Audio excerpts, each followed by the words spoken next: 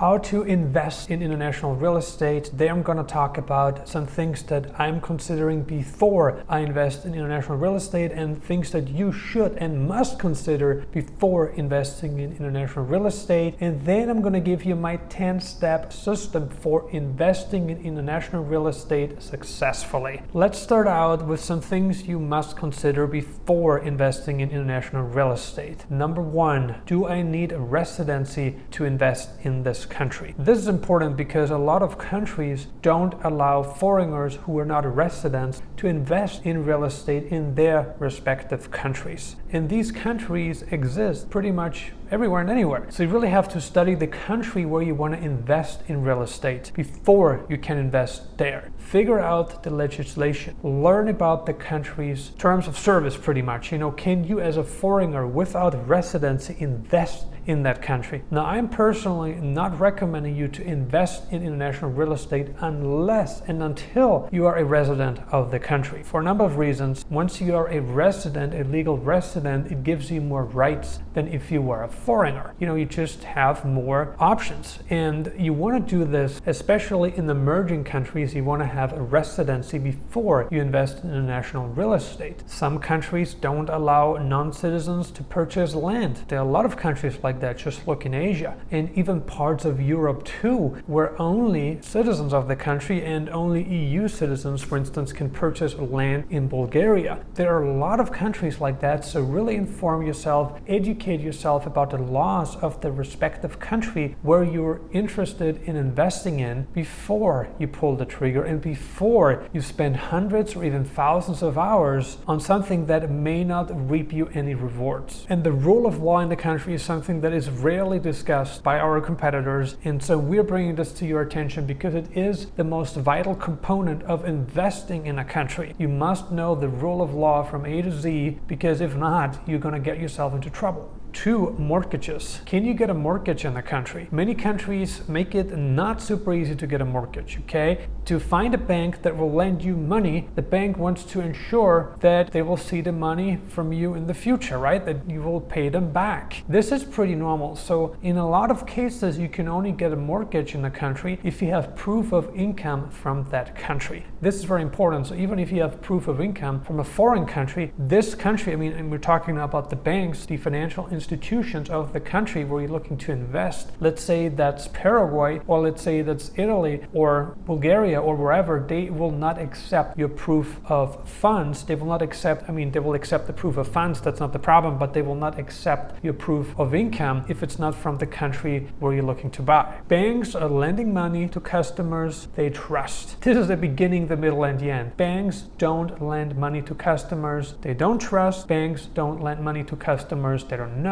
Banks don't lend money to customers who don't have a proven track record of paying back. Banks love people with collateral. Banks love people with income, with consistent income, and banks also love people with good credit history, good credit score. That's who banks want to do business with. Typically, you start out with a credit card and start spending money with your credit card, and you always pay your balances on time, because if not, it will affect your credit score negatively, and you don't want that. In some countries, you may be able to get a car loan, which will be great, because if you have more financial accounts, it will build your credit score even more. Assuming that you pay back what you owe on time, make your payments on time. This is very important. When you want to build credit, good credit, then do that. 3, collateral. Collateral is very important when investing in international real estate, especially if you want to get a mortgage. And how the wealthy are becoming wealthier and wealthier and wealthier, how the rich are becoming richer and richer and richer, is by using collateral as a form of guarantee for repayment. This is important because banks, again, they want assurances, they want guarantees. And if you have collateral, let's say you want to get a mortgage, you want to get like a 70% mortgage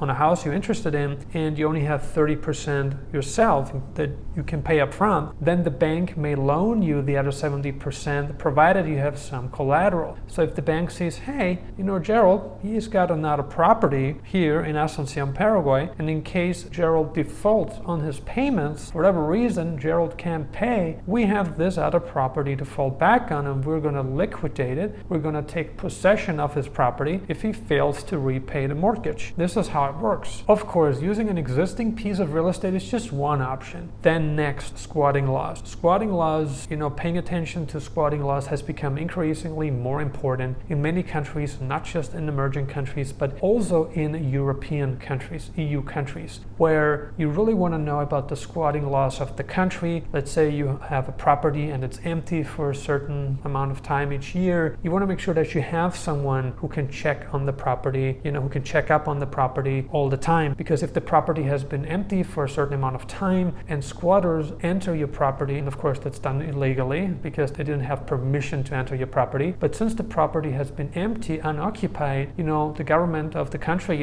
the law says that, okay, the squatter can occupy that property because nobody lives there, and they see it as a way to give housing to the squatter, which of course is illegal, but it's become popular. It's legalized in many countries. I know it's a shame, but it is what it is. So really pay attention to the squatting laws, and if they're anti-landlord, then make sure you create a legal structure and a system that protects yourself against illegal occupants of your property or properties. Squatting laws are even more important for second home owners than primary residence owners. Okay, so whatever property you have, if it's your primary home, then the squatting laws typically don't apply because you are registered in this place. This is your primary residence, right? It's your domicile, so they cannot take that away from you in many countries. But in a place where it's like a second home, where you only spend like a few weeks or a few months a year, and the real estate, the property is empty for a good amount of time each year, that's usually when problems arise. So make sure you pay attention to that. And again, it's all about reading legislation.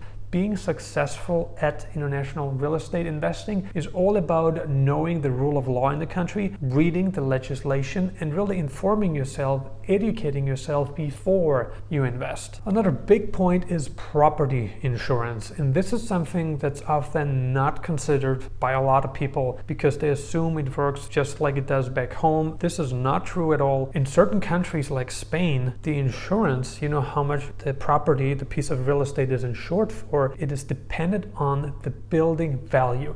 It is not dependent on the market value of the property. So the building value is the construction value of the property. And this is the case in Spain. So if the building burns down, if your apartment burns down, you lose everything, then the building is only worth so and so much. And every year the building becomes worth less and less and less. And in Spain, you cannot insure your property for its market value. You can only insure your property for its construction value, for its current building value. And this is always based on the current year. And unfortunately, you cannot get insurance for the actual market value of the property because the value of the property is much higher than the current building value, because you have to consider location, you have to consider views, you have to consider how much you spend on the interior. You have to consider all of this. However, in Spain, the insurance is not based on market value. They don't care about whether your property is worth 3 times what the building is worth. When you think like, oh, because of the views and because of the location, people will pay more, which is undoubtedly true, the insurance company will not give you more than the current construction value. This is a bummer. This is a pity, but this is something very important to consider. In other countries, the insurance value,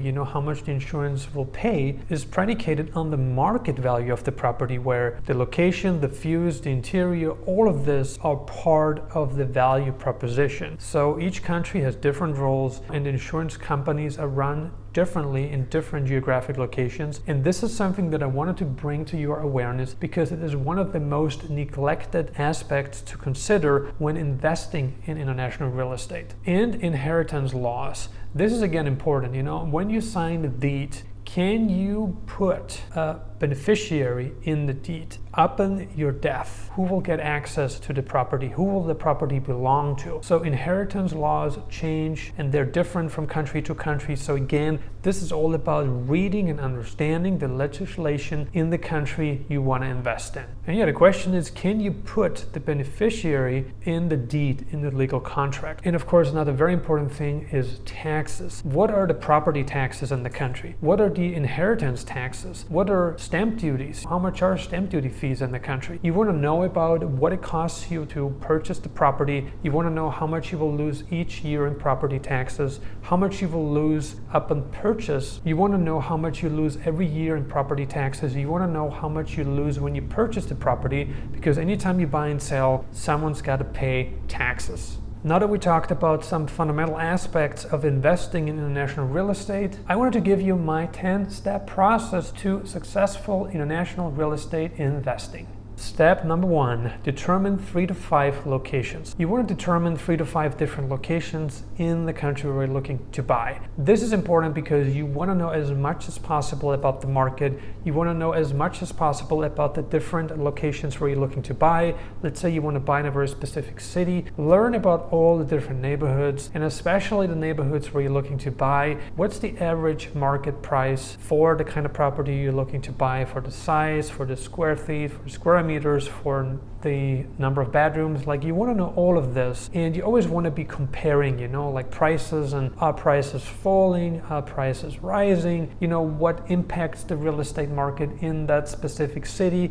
in that specific neighborhood, in that specific state, country. You want to know as much as possible before you invest. And you want to know as much as possible about the locations, what's nearby, like conveniences, shopping malls, schools, hospitals. You want to consider all of this. And what about public transportation? What about parking? Consider all of this. Is it a high crime area? Is it a bad neighborhood? Is it a good neighborhood? What about electricity? What about water supply? Consider all of this. And all of these aspects should decide whether you purchase the property or not, or whether you even want to buy in the specific neighborhood, city, town, state, area, country. Just consider all of this. Step 2, determine your eligibility. As we have talked about, really know more about the laws of the specific country than any other person. Can non-residents purchase property? Can foreigners purchase property? What types of properties can be purchased by foreigners? Can foreigners own land? Can foreigners only own apartments, condominiums? You want to know all of this. Can foreigners own commercial real estate? There are so many restrictions in many countries. You have to know about all of this. Do you have to have a residence permit before you can purchase a property? Step 3, do you qualify for a mortgage? If you don't have 100% of the money up front, how can you get a mortgage? This is super important. So really check everything, how much money you get, how much money you need, how much money do you want to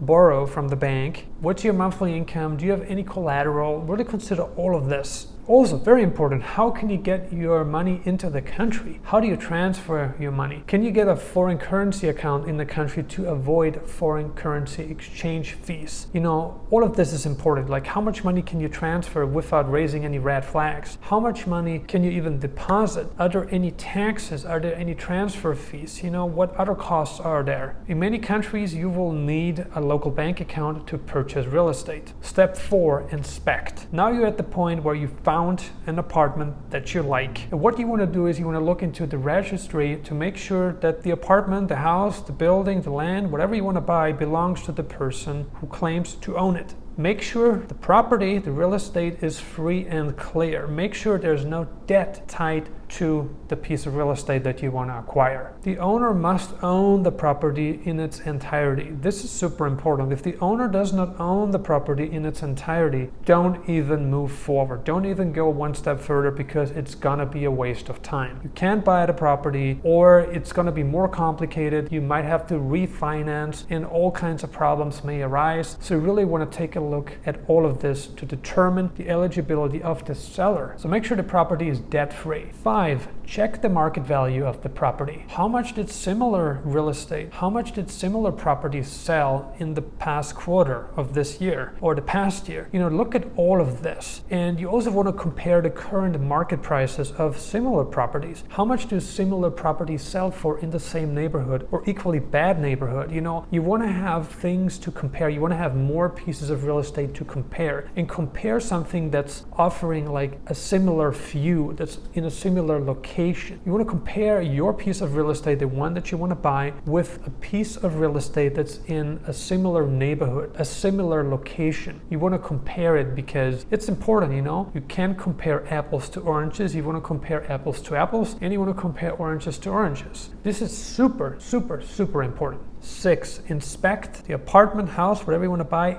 and building itself. This is important. Are there any issues with pest control? What's the overall shape of the building? Let's say you want to buy an apartment. You know, it's very, very, very important when buying an apartment. Are there any issues? Are there any issues with the electricity? Especially if you're looking to buy in a very old building, you know, where maybe the electricity needs to be strengthened, you know, they have to lay new lines, and all of this costs money, and you can use it as an argument to further lower the market value of the property. Are there any other issues that you can see? Is there construction going on? Maybe not in this building, but in a nearby building, because that may also affect the value of the property, of the real estate, apartment, whatever you want to buy. Maybe it will deteriorate the views. Like I said, any issues that you may see can be used to further negotiate the price. 7, check all possible legalities. You know, as we talked about, you want to make sure the property is free and clear. Make sure it's legitimate, you know, whatever, you know, you need to check in the country to ensure that the property, the piece of real estate you're looking to buy, is perfectly legal. And so each country is different, the process is different, the authorities you may have to deal with are different. If you work with a lawyer, the process the lawyer follows may be different from one country to another. So it can be quite complex, and that's why it's so important to consult with a professional in the country and specifically in the area where you're looking to buy. 8, close the deal. Aim to purchase below or at market value. Never pay more than you should. And you should always negotiate the price. You always want to ask for less than what the asking price says. I think this goes without saying, but you never want to pay what somebody asks for. I know that auctions are very different, but I'm just saying that if you see a property advertised for, say, 150,000, you want to offer less than that. You know, maybe you want to offer 120, 130, maybe you're willing to go as high as 140 because your budget is 150 and you know you have taxes to pay, stamp fees to pay, maybe you need more money for renovation. You know, this is also a very important thing that you need to consider. Never pay well above market value unless there's a clear shortage of properties and new construction is hard to come by.